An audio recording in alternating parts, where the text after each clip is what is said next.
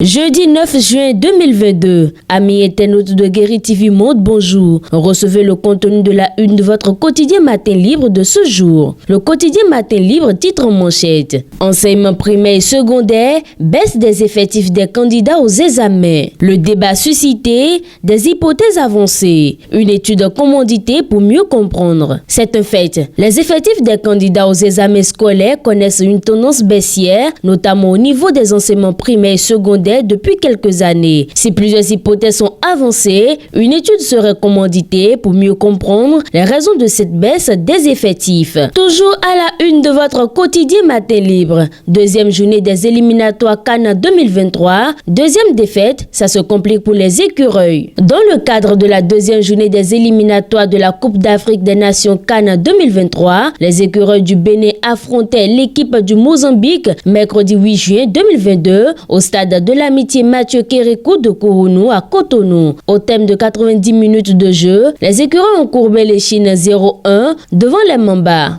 Une deuxième défaite en 2 matchs de suite qui complique la qualification de l'équipe béninoise pour la prochaine CAN en Côte d'Ivoire en 2023. Bénin, vente des médicaments contrefaits. Un environnement régional sécurisé préoccupe le gouvernement.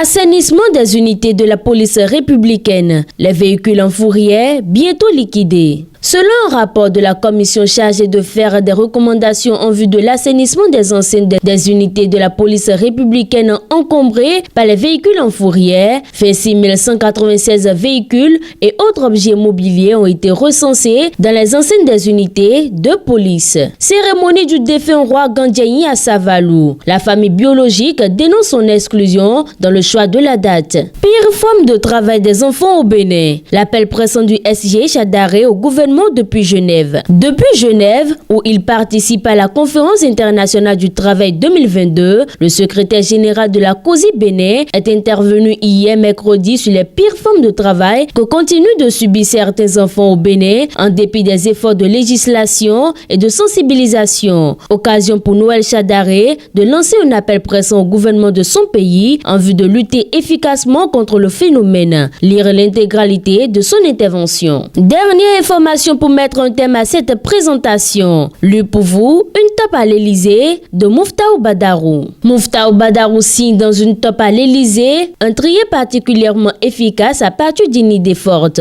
Le palais de l'Élysée est infiltré par les services secrets russes. Comment alors son héros Jimmy Boris, l'agent spécial de la DGSE, va-t-il déjouer le complot? Élément de réponse dans les colonnes du quotidien Matin Libre. Et c'est fini pour cette présentation du contenu de la une de votre quotidien Matin Libre. Merci pour votre attention et à très bientôt.